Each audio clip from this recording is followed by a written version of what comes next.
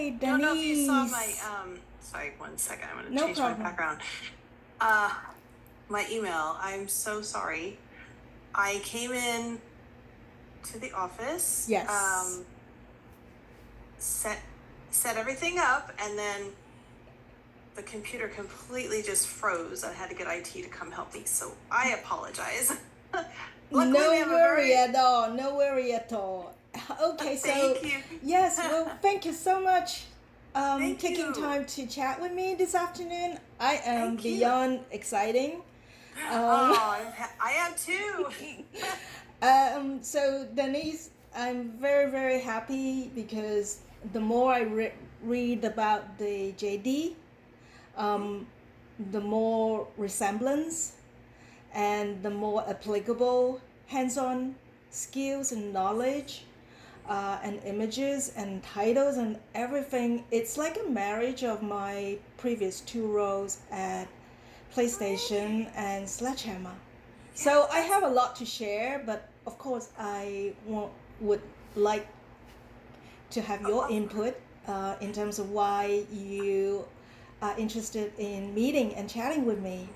yes. And Okay. Yeah. Good. Good.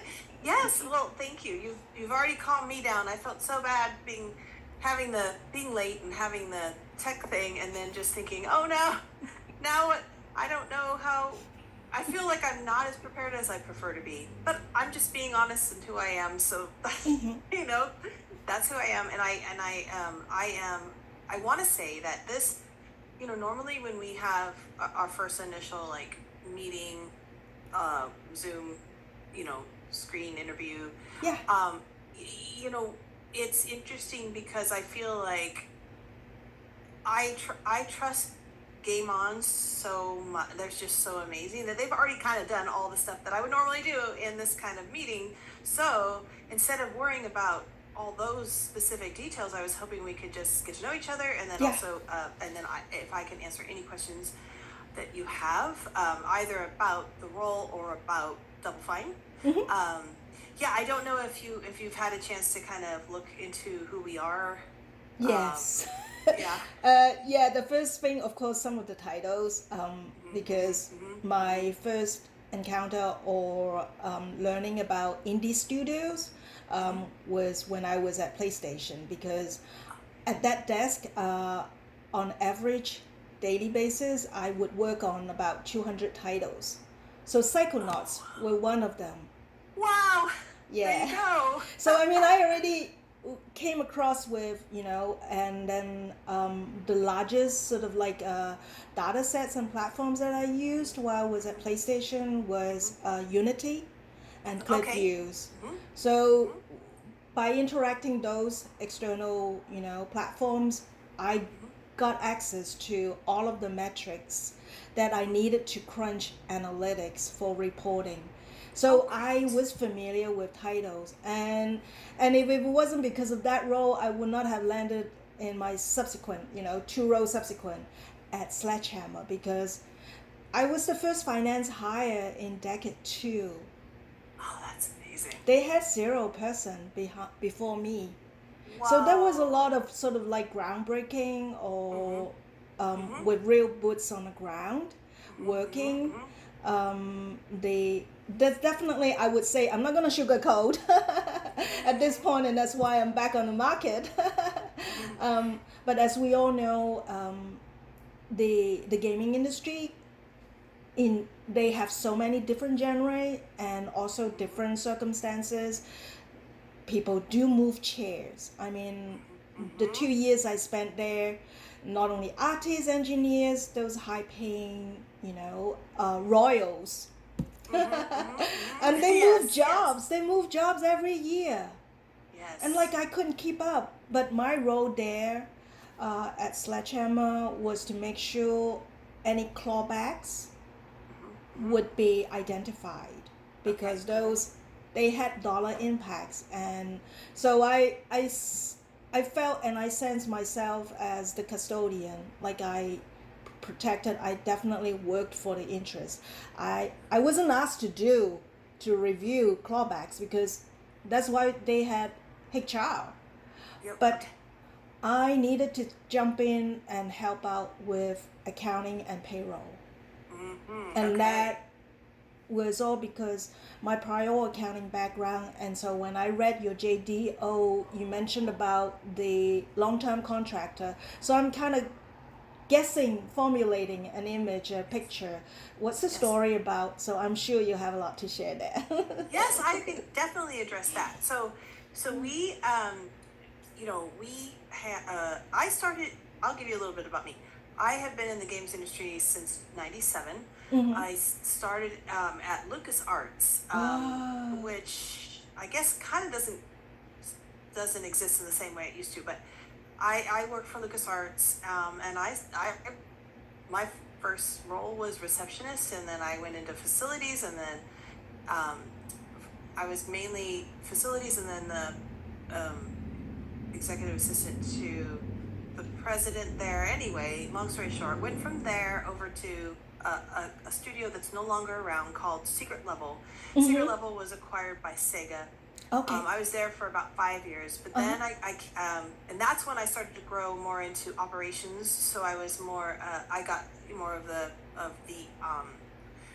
not just facilities, but I wore many hats, Yeah. HR, all that that. And then here, same, just kept moving in the operations um, role. And so our department, um, I'm the director of operations, but we're finance, we're IT. We are. I have some HR support a little bit, but mostly that's kind of my main role is HR, but I have these other roles. Anyway, so when I started in '09, Double Fine was still independent. Okay. And for 10 years, my first 10 years here, we were indie, and we were acquired by Microsoft in 2019. And so those years before we were acquired, that's when you that's the person who managed all of our accounting um, was this bookkeeper that we reference in the job description. So he we were just one of his clients, right? So he Oh. supported all of our ARAP, royalties, payroll. He did payroll. Um, Gosh, I mean, I'm missing a whole bunch of other things, budgets, fiscal planning, everything like that. And so once we were acquired, it became clear what role we were missing on site, and that would be a finance role. And we, this role is, you'll have an opportunity to talk to other people that have more of the finance like understanding, because I'm not going to talk to you about that today, because I would love to hear from you, but I don't have a finance background. So, but the thing that is what became clear is that with Mm-hmm. Microsoft being our new parent company, um, technically, we only interact with Xbox people, but um, the it was clear that we needed to have someone overseeing our books and our month close and quarterlies, fiscal planning, long-term planning, all of that, plus AP and AR. So it's still just it's the job description. I hope is clear. It's the whole package, because it's really just one person, and that bookkeeper who's still our um, you know he has his own company. He manages the books in the sense that he still helps close everything out. He takes the credit card information and makes sure that every month is closed. He helps with a few other um, items that are just sort of unique to his Mm-hmm. more of a CPA kind of side of things. But otherwise, the internal role is the key role for finance, and our only role, really. So, and then the other piece of this is that we have with our projects, the person in this role is working very closely with project leaders and producers, Mm-hmm. and making sure that what their production schedules and what they need is Mm-hmm. their needs are being met, and Mm-hmm. sometimes that's a lot of outsourcing or other types of purchasing that's uh, just unique, and that's one of many reasons why we feel that someone with this industry experience is going to be Oh really yeah. critical. It's a different. This industry is very unique, and it's a different model, and it's that understanding of the whole system is, you know, it just it's a special person, and having that background that you have is really interesting for us. So I'd It love to learn more. certainly, yes, it I certainly matters with the Yeah, it industry matters. knowledge because it will Mhm. take it up several notches. Yes. When you converse with stakeholders, you're able to translate the importance of guidelines or policies so that they can understand because you already absorb and you already processed the industry knowledge and why they need the nice to have versus wish to have or needed to Mm-hmm. have. I'm able Mm-hmm. to distinguish that, and so Yes. I can basically adjust the complexity of the same definition depending on Yeah. the audience. So I think that's why I'm really happy. I'm reading in sort of like a little juggle. I can't help it about the job description because yeah, this my ramp up is going to be more streamlined or is going to be more helpful because then I will be able to knock it easily and instead I will ask deeper and harder questions and Sure. more specific rather than reinvent the wheel. So I Mm-hmm. would imagine because the recruiter Sharon, Mm-hmm. when I asked, mentioned that this is a backfill. So we're not exactly just interacting with the long term contractor, Right. correct? That's right. Yes. Yes. And so that probably isn't clear in the job description. So that's good. That's good feedback for me because that person is just again long term. Just bring some of the tax and some of the expertise that we need. But we don't. I mean, I don't even. I would tell you, he probably only works maybe 4 hours a week with us. I mean, it's not a lot. We're just one Wow. of many clients for him, so it's not Oh, like okay. he's dedicated just for Double Fine. So the person in the role internally is the critical role, and it's it's I do find it when I think back. I think, well, of course, the acquisition changed things for us Mm-hmm. in the sense that we needed more. Well, they and we needed more finance. Um, there was more Accountability. responsibility for accountability, I guess, right? And so that makes sense to me. But now it was 2019. Then we had a pandemic, and we our current person who is moving on was hired in the spring of 20. So right in the middle of the Oh, lockdown. All this stuff okay. is happening, Okay. and now these many years later, I feel like, how did we ever, even if we're independent, how do we not have a full-time person in this role? Because one of the things that for me personally has been Yeah. so valuable about having someone in this role is being able to work with various disciplines and groups and Yeah. projects and departments on their overall plan.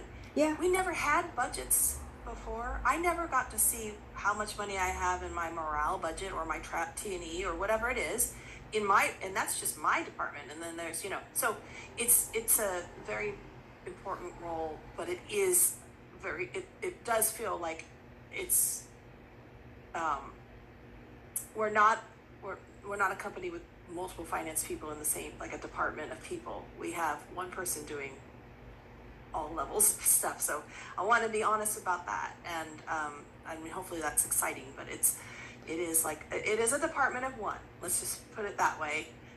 Even the bookkeeper is part of that, but it's not. It's yeah.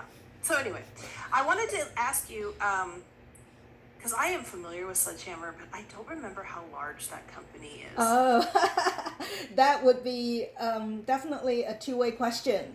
Yeah, okay. Denise. So I'll answer first. We're small. We're very small. How So small is small? we have 73 employees, full-time employees, and then we have another 10 or so Oh, beautiful. Oh, contractors. wow. It's That's like small. music to the ears. Oh, good. Some people go, "Oh my gosh, that's so small," but no, it's good. I think it's good. I mean, we are part of Microsoft and Xbox, but we are considered one of the limited integrated studios. Okay. But there's a few of us that are called limited integrated, Limited. and so that limited integration allows some of our own a lot of the creative development pieces of who we are can kind of keep moving in the way it always was. Our culture, everything like that is intact. But the limited piece still is a lot about HR and finance and the responsibility we have to Microsoft in those So it's limited to everyone else, but it feels sometimes in a good way that we interact a lot with Microsoft. There's I keep saying Microsoft. It is Microsoft, but it's technically Xbox. And we have the person in this role. A couple of people have changed through the years, but the person in this role does have one direct person they get support from at Microsoft, and that they can work with at Microsoft to help with long-term planning and fiscal budgeting and month close. And there's a little bit of payroll. It's not a ton. The payroll piece is more about, like, I run payroll myself, but we use Paychex. But there are I love it. yeah, there are certain tasks where I rely on our finance manager to bring their savvy into the situation. That something they can do in 20 minutes would take me 2 hours. You know what I mean? So, like, just one example is that this person does Discipline cost center uploads, for 401k and Fidelity uploads. That's one example. And then also the taxes for the various states that we have employees in. It's more about the initial registration in a state when one of our employees moves. And again, this is something that has happened after the pandemic. We had maybe 2 or 3 remote people before the pandemic, and now we have multiple states. We're doing payroll in different states. So so that's, and it's something that's a very small part of the role. Is obviously more. It's infrequent to have to work on a project like that. Okay. But this person would help with that or guide the process with if someone moved to a new state we didn't have on registration, all that. So yeah, so Sledgehammer is how big? Okay. Yes. So back in July or May 2021, when I was interviewed and I started a month later, they were at a headcount of about 350. Oh, wow. With multiple operations, meaning branches. Yes. So US second expansion was Melbourne in Australia. Oh, I actually didn't know that. I should know that. Okay. And then interesting. So that was built, or that was created during the pandemic. So second expansion. The third expansion was created during the year when I was hired. So I was seeing, employee number 3 to number 4 in Canada, Toronto, East Coast. Okay.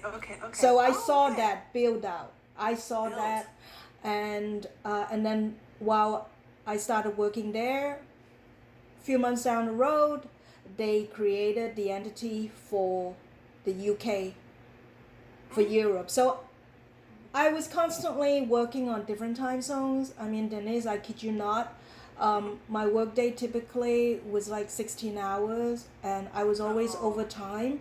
Not just the developers, the artists, Yes. I was always on crunch because the questions would always come in, or else I would bounce back out to have follow-up questions. And not to forget, I led everything from planning, budget, as well as month-end close, giving what we call business variance review. So Okay. basically, Yep. it's a post-close review, and to do that, I had to tap onto the shoulders of the accounting, payroll. Oh. So I was constantly interacting, interviewing. Yeah. And that's why my OT was significant, but I wasn't going to sweat about it because that was what I signed up for. I knew they were growing and headcount was going to be a major part on that desk. So from 350, boom, boom, boom, with the eventual fourth expansion, and until the moment when I left, April last year, it was close to 600. So we were talking about like over 70% increase. Wow. So my interaction or my learning curve then at that time was definitely, yes, I learned everything about recruitment, headcount ramps on planning stages, all the way through exits. And the beauty, the luxury of that was because Activision was already in the picture long before I joined. So they already brought in and implemented their accounting and planning systems. So they were already on Oracle and Hyperion Essbase. So everything is owned by Oracle umbrella anyway. Got it. Okay. But the system was not perfect. And because of the headcount expansion going so exponentially, my former boss, which hold the same title as you, and who happened to have similar industry background, I think before Sledgehammer, he already spent over a decade at EA. So, I mean, I was basically embraced, I was always enveloped, surrounded myself with industry veteran because it's just helpful. It's, whatever I didn't understand technically, I could ask. I could because of that asking, that curiosity, posing of questions, it enabled me to distinguish an expense purchase versus a capital purchase. If I understood the usage, the events of usage, point to me where this is going to be installed, deployed, then I could already identify or determine the usage, and I can apply and propose an accounting treatment. Because the parent company, back in that desk would be Activision Blizzard. They have no idea. So the level or the communication platform would be basically studio finance team who supported one of the 7 studios, game studios. So Sledge was one of them, and Sledge was one of the Call of Duty developers. Oh, right. So that's sort of that's the setup, because Gotcha. I didn't understand what franchise games were until I was at PlayStation. Because I was doing all of these titles, and then I came across with all the payout, because I was also doing what they used to teach me was TIPIT. I don't know if you came across this term. No. It's third party, all right? So you Okay, understand okay. third party, because I actually asked, okay, explain to me what first, second, and third party. So my desk was primarily focused on third party physical disc sales. I see. Okay. So I had to understand what third party meant. Yeah. Right. And then amongst which royalty payment involved top game makers. So that's why Activision was one of them. Ubisoft was one of them. Disney was one of them. Yes, So they counted basically the top game makers.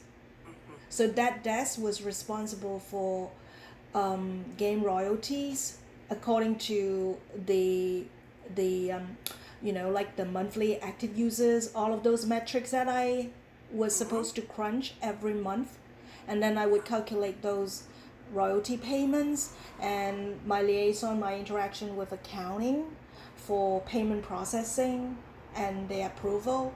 So this resemble one of your lists on the JD. Yes. The royalties, yes. And it would be not as intense as what you have described having done. I know that we have Disney as one of our royalty payments we do. We have a few others. We have a few royalties that go out to some actors and stuff like that. Disney. I know that Disney happens. It's so funny because total side story Yeah. that you don't really need to know is that my husband works for Disney. So he worked for Lucasfilm and then Disney acquired them. Uh-huh. So it's kind of funny because sometimes I feel like working with Disney's not always the easiest group to work with when we're trying to get through our royalty payment process. But then it's my husband works, so I have to be really. And I don't know if you've had if you would have even maybe your experiences with Disney were great, but there have been challenges that the person in the role currently has alerted me to, and part of that is the way Disney works doesn't align with what Xbox wants, and it can be a little bit tricky, but it's not.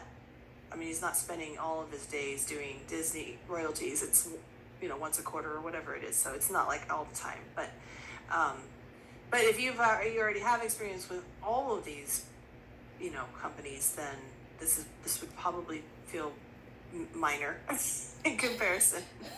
Different hats, yes, because like I said, yes, top game exactly. maker. So when it comes to royalty, I only focus on 5 parties, and I do remember like each and every one. I had to pay attention every month when I dealt with those, and when I come across certain titles, because of the studios acquiring smaller studios who made those games, then they would have to split. So special, custom made treatments that I had to remember every month to sort of manually reconcile those so that the royalty calculations be correct and not be rejected. Because my number one goal is not to present something that accounting would validate and turn out to be erroneous, because that's just not looking nice. Right. Well, that's great. And I know I was late because of technical difficulties. So Okay.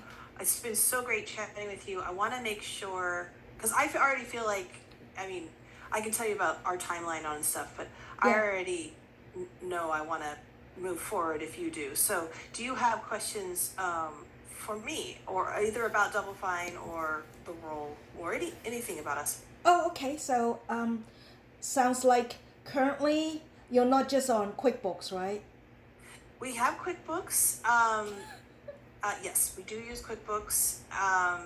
Or for accounting reporting, for pull accounting. reports. Okay. Yes. Okay. Yes. And you use Excel spreadsheets for budgeting right now? He uses. See, now that's the thing. I don't always see all the work. Your current analyst or finance manager? Yes, he does use Excel. So QuickBooks for sure. Excel.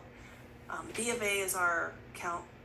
So he sets up all the AP, all the payments for ACH and global payments.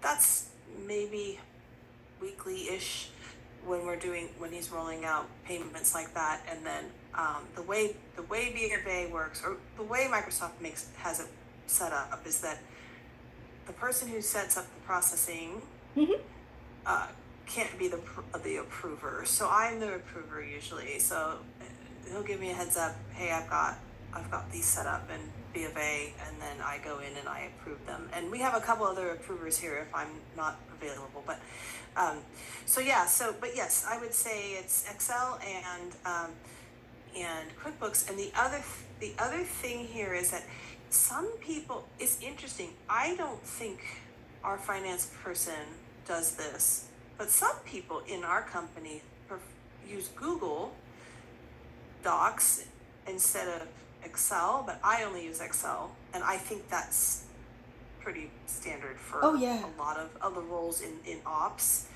I'm not. It's so funny if someone shares a doc with me that's Google, I'm always migrating it to. I'm always just like saving it in Excel or or Word. So that's just It's how more my mind consistent. works.